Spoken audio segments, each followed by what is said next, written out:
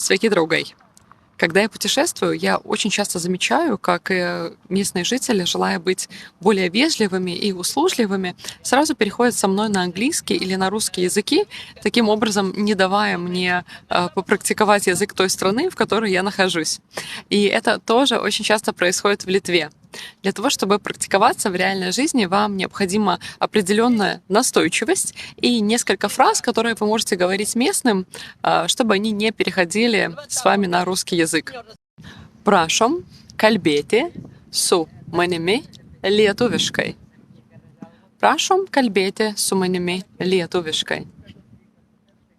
Aš noriu praktikuoti lietuvių kalbą. Aš noriu praktikuoti lietuvių kalbą. Prašom kalbėti lėčiau.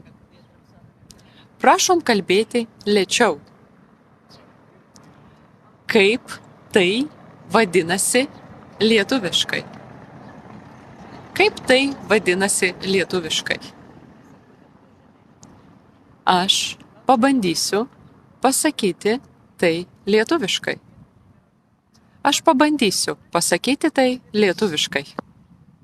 А какие фразы вы используете? Пишите в комментариях и подписывайтесь на мой канал.